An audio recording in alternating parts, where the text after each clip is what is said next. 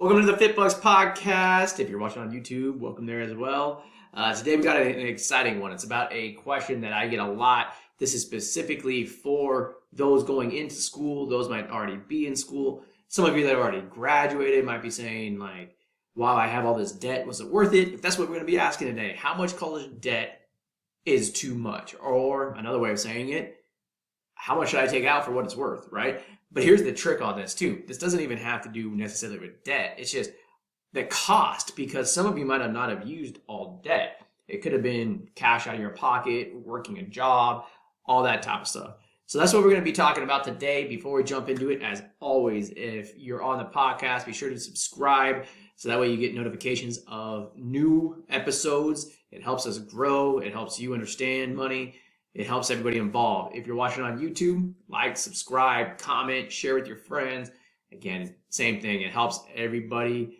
It helps us to grow. It helps you. It helps your friends to get all this knowledge about money. So make sure you do that. Also, as always, too, we got our financial planning technology out there. So if you do have debt and you need help trying to figure out how to pay it off and save and all that type of stuff, be sure to become a FitBucks member. Let's jump right into it. First and foremost, what are the ways? I'm going to go through with you what people oftentimes do, which is wrong. And then I'm going to show you the right way to do it. And you'll see the right way to do it is hard. We make it easy, but you'll see why traditionally people don't look at it this way. Okay, so what do people traditionally do? Okay, first of all, they try to answer the question by comparing like expected increases in income post-graduation relative to the cost. And they say like, well, the break-even point is less than 10 years, then it's good. So for example, like let's just say if you had a job that would pay you $40,000 a year and then you go to college and when you graduate your income is expected to be 60 grand, so $20,000 more. But maybe the cost of school is 100 grand. What you would do is you would take $100,000 divided by 20, which is 5 years. So there's people that use that method would say, yeah, like that's great. It's less than 10 years break even. That's a good thing to do. That method is extremely flawed for multiple reasons. I'm going to go into one big one, and that's it. But it completely ignores risk factors. Okay, for example, every degree that you can get, it reduces your risk differently. So like risk to employment. Okay. So for example, like if I get a degree in sociology versus a degree in engineering, the risk factors are completely different in terms of my employment post-graduation. That cookie cutter break-even method doesn't show that. Okay.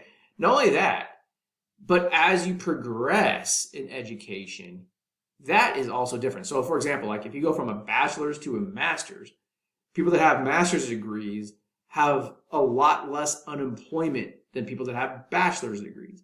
It's just facts. Again, that's lower risk. Those items don't take into account any of that.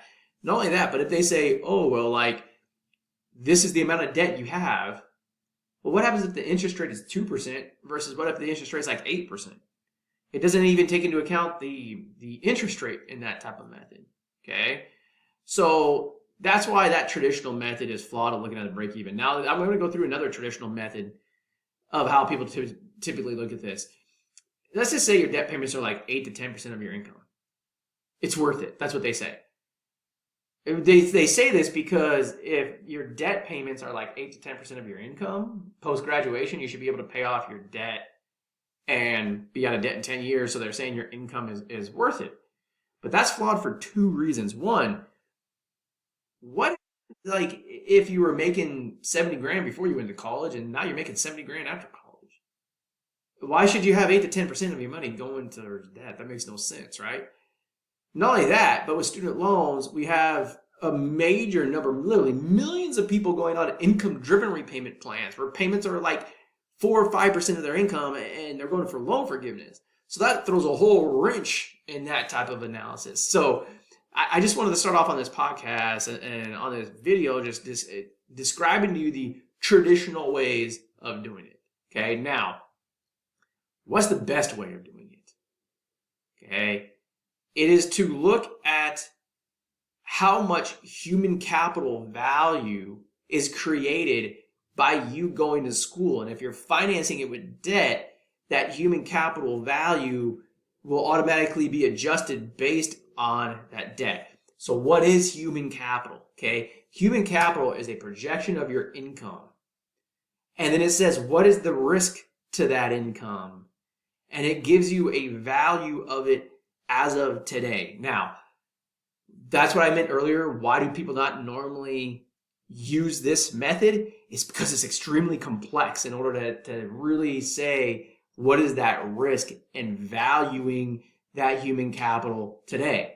However, one of the big things, as you guys know that listen to this podcast and this YouTube video, or if you're new to this channel, one of the reasons why our financial planning technology is so different, and like our FitBucks score and all that type of stuff that we work with at FitBucks is so different, is because our analytics includes human capital and behavior and everything else.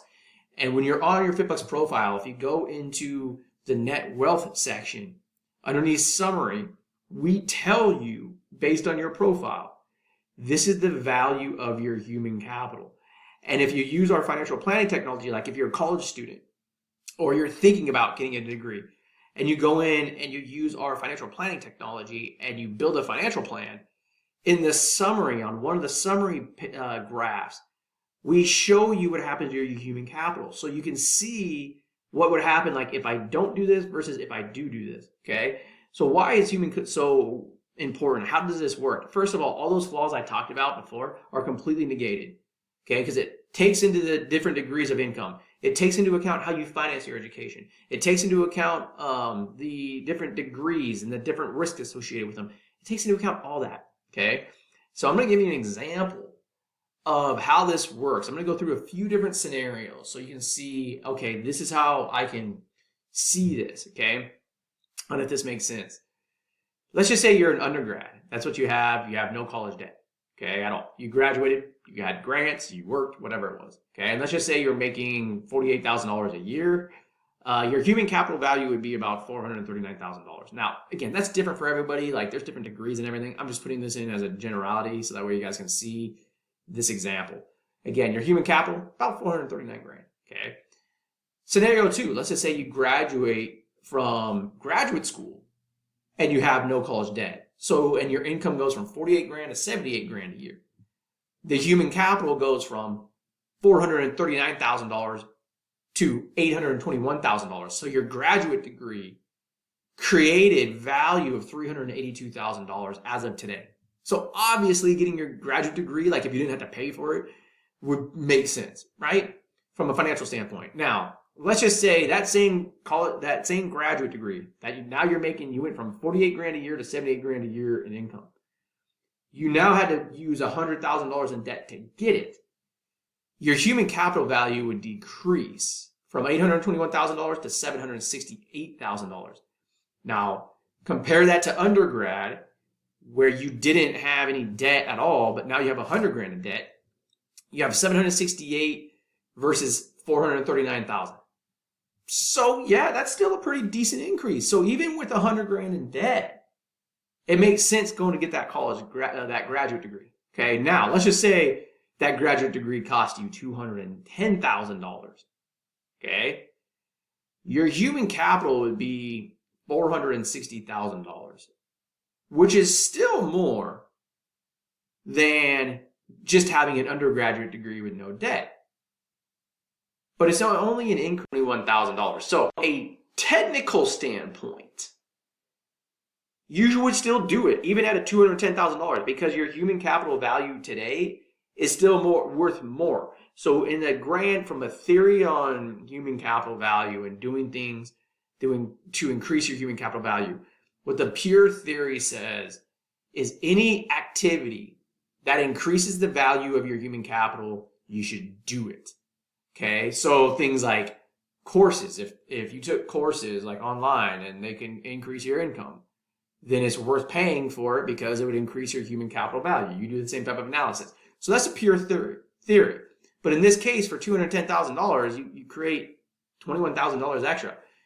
So pure theory would say, yes, do it. But the way I look at that is like, okay, well, I invest $210,000 and my value goes up by $21,000. That's not that much. Okay. Because the way I look at it is like, if I go get my graduate degree, for example, that's 18 months of my life. If instead I spend that time figuring out how to create an extra $21,000, or maybe it's an extra $5,000 to $10,000 a year in income, that extra $5,000 to $10,000 in income would be more than $21,000 in human capital value. So why don't I just go do that instead of get my graduate degree? Let it be starting a website, a blog, whatever it is, right? So that's how you start to look at it, is to say, what is the increase in human capital value? And then everybody has that own definition of how much college debt is worth it. And the other thing I want to say too, by the way, this doesn't take into a qualitative side. Like if you really want to do a profession that requires you to have that degree, I always say don't let money dictate what you're doing, right? Like there'll be a way to pay for it. But this is from pure dollars and cents. Again, how much debt is too much? It has to do with human capital value. And you have to sit there and say, okay, if I do this, based on how I'm funding my college, how much in human capital value am I actually increasing? And like I said, if you guys want help with that, just build your profile, schedule a call. We'll walk you through it all and show you how to actually judge it to say, hey, too much debt is here. We actually have a tool that will show you like, this is the degree that I'm thinking about getting and how much debt is too much. And it actually goes through this whole curve showing you. Right now, as of the day of this podcast, we actually took that down because we just redid our entire interface for our website. We just haven't updated that specific tool yet. We will be. But if you need help, we have other tools that can still demonstrate it to you. It just requires us to verbalize it to you, to explain to you what happens. Okay. But as always, if you need help, let us know. That is the podcast for today. That is the video. Again, if you guys need help, go to fitbus.com, use our technology to build your financial plan. If you need help, schedule a call with your FitBus coach. They'll answer your questions. We'll see you again soon.